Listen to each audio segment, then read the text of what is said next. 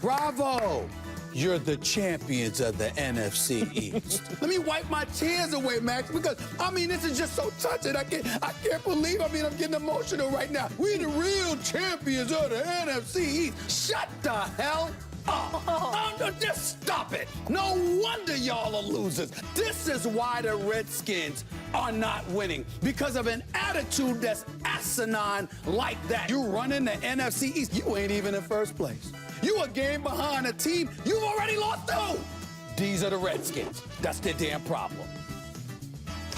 Stephen A. Smith, folks, that was him yesterday responding to Chris Baker and Ricky Jean-Francois talking trash after the win against Philly. But Baker didn't limit the commentary to the Eagles and the cameras postgame.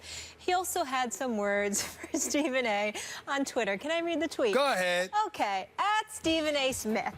You better put some respect on her name. Always talking slick out your mouth. Professional smack talker. So we did reach out to the Redskins to ask if Chris Baker wanted to join us on the show. The team declined.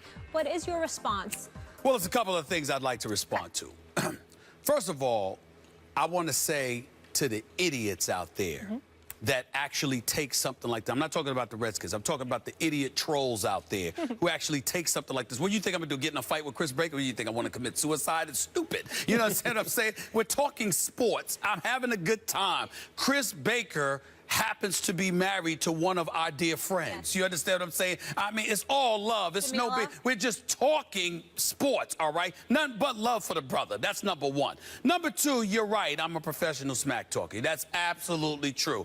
I'm also a professional journalist for 24 years who was elevated to a general sports columnist, one of the few African Americans in the history of this country to have achieved that goal, not to mention hosting my own national radio show, my own national television show. So you're right. I am a pro. This is my lane. So you are not on a football field, which means you have no chance whatsoever. My condolences to you ahead of time. Now let me get down to business as it pertains to these Redskins, okay? Chris Baker and the Washington Redskins. He doesn't understand. He doesn't get this, Max. Chris Baker, I owe you a debt of gratitude. I want to personally thank you for opening your mouth and having something to say. You know why? Because here's what you missed. Who do I hate more than anybody in the world? Cowboys fans? The Cowboys. And who's in their division? It would happen to be the Redskins. Who's the guys that were just talking about they're the kings of the NFC East? It would happen to be the Redskins. So, Chris Baker, based upon your words, because you want me to attach respect to your name, and of course I'm going to, for obvious reasons that I already articulated earlier on in terms of your relationship to this network, ain't nothing but respect and love for you, baby. Ain't nothing but respect and love for you, Chris Baker. But here's the question. What you gonna do? Because last time I checked, I'm sorry, did the Redskins beat the Cowboys? I mean, Max, refresh my memory, I don't recall. Did the Redskins beat the Cowboys this year? I think they lost to the Cowboys. Am I correct? Am I correct, Max? You made that point loud and clear. You're not in first place, and you lost to the first place team. You're not in first place, and it's because you lost to the team that is in first place. So your definition of kings of the division is being the second place team? I'm sorry, I wasn't aware that I'm sorry. Not even in chess or checkers is that true. Maybe chess, because we all know that the queen is the real strength. The king is. Maybe Chris Baker's playing chess instead of football. Maybe that's the problem, okay? But here's the deal. He's got a good queen. Here's the deal. I look at the Redskins, and what I have to say to Chris Baker is this. I get where you're coming from. I understand. You know, I'm looking at Matt Jones. He's running the football very, very effectively. Very impressive running back, averaging nearly 5 yards a carry. I'm looking at Robert Kelly and Chris Thompson, and what they could do. You got a running game. Even though Kirk Cousins has struggled because he's Kirk Cousins, he's still completing 65% of his passes. You do have Deshaun Jackson and Pierre Garçon in the last years of their deal. They're looking to get the football more. We know when Jordan Reed comes back, he could do some damage. Kerrigan and the crew are getting after the quarterback, and they're doing well defensively.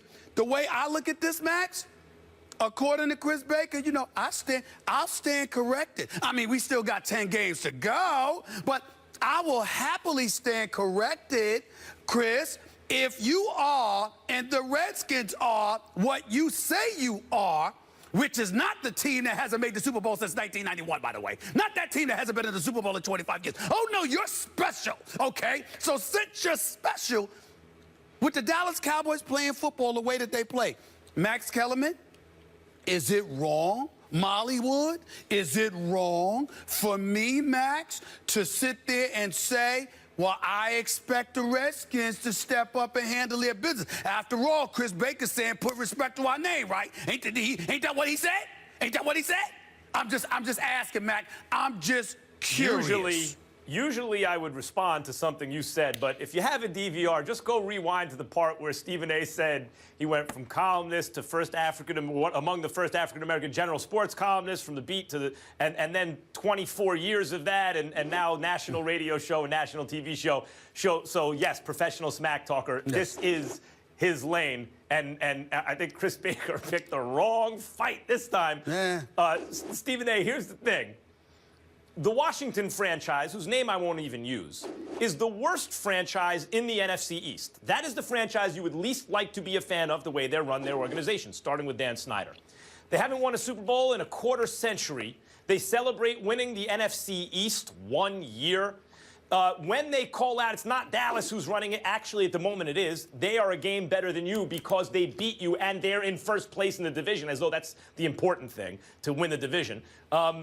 And then you call out the Eagles. It's not the Eagles who are giving their fans more excitement and hope for the future than Washington is. I was offended as a Giants fan. You're one game better than the Giants at the moment, and the Giants are the only team in the division that is repped in terms of Super Bowl championships. 2 in the last 9 years, when you got 0 in 25. So I was offended as a Giants fan. Any NFC East fan's going to look at Washington and think, who are you? Are you kidding? Because you win a game? On the other hand, they're just, in terms of smack talking, they were just talking some smack on their way to the locker room. They felt good about themselves because they won a game. Whatever. Well, a couple of more things before we end this segment, Max, if you don't mind. Go ahead. Chris Baker plays defense, doesn't he? Doesn't he play defense? I think he plays defense. Doesn't he play defense, Max? I think I remember that. I mean, I just think so. 18th overall, 28th against the rush. You might need to fix that if you're going to be the best in the NFC East with Ezekiel Elliott there.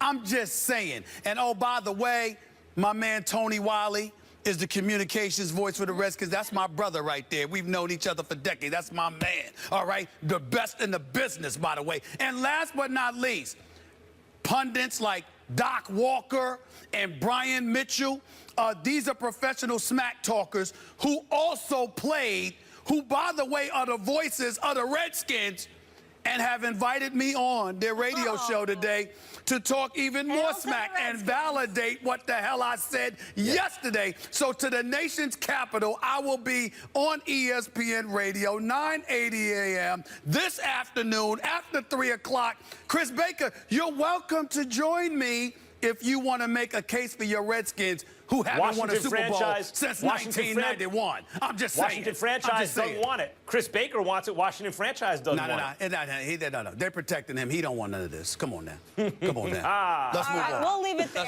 until you. But I got nothing but love. Hold on. But I got nothing but love for Chris Baker because he's family. It's all in fun. It's all in fun. Nothing but love for him. And you love the nation's capital as well. Yes, Coming up next. NBA.com released its annual survey of NBA GMs, where Karl Anthony Towns was voted as the player they would like to start their franchise with. Towns won Rookie of the Year last season after averaging 18 points and 11 rebounds per game with the Timberwolves. So Towns finished with 48% of the vote, with Kevin Durant finishing second with 20%, LeBron James finishing third with 17%, and last year's winner of this vote, Anthony Davis, was just listed as receiving some votes. Stephen A., did they get it right, Karl Anthony Towns? No, they did not. And I love Karl Anthony Towns. He's a beautiful player, beautiful person, incredibly bright future. But the game has changed. And I understand why anybody would look at Karl Anthony Towns and consider, because he's not just an inside back-to-the-back player. Most of the time he's facing the basket. He can hit perimeter shots. He can even hit threes from time to time. Let's be clear about that. He shot 34% from the three-point line last year. But he's no Steph Curry.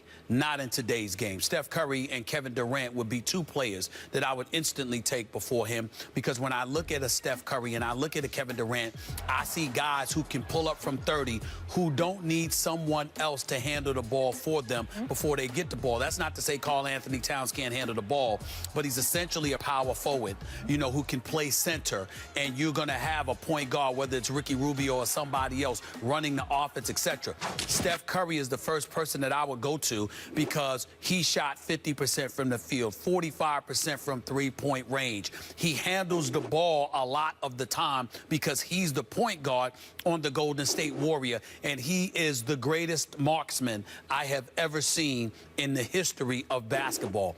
When you combine that with the way that the game is played in this day and age, Karl Anthony Towns is going to be big time. He is going to be a superstar in this league someday. I have no doubt in my mind.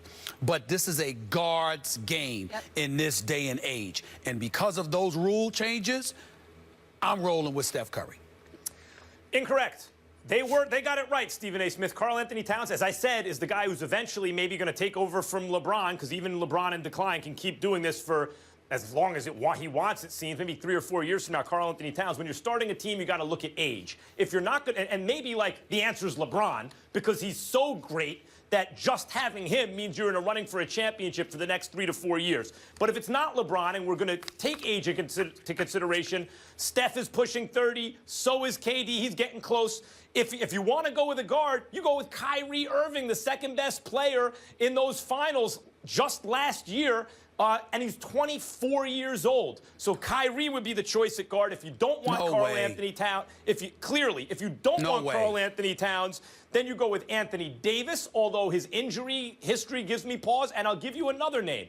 Kristaps Porzingis, who's 7'3" and only 21 years old, can take bigs off the dribble, can play with his back to the basket, can defend the perimeter, can defend You're the speaking interior, about potential, and can shoot. You're speaking about potential. And yes, of course. Hold on, calm down. This is basketball, baby. Hold on. The fact of the matter is you're speaking about potential. I'm not disputing that.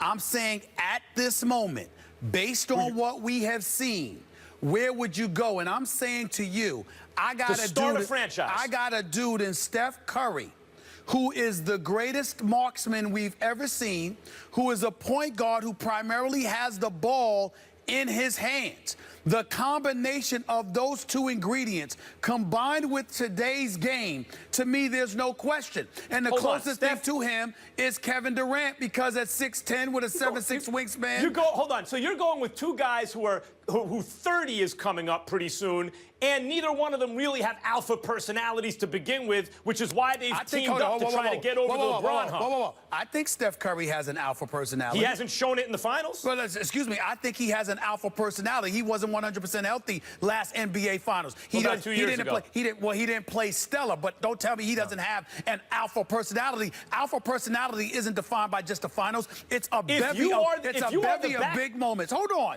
It's a bevy of big moments.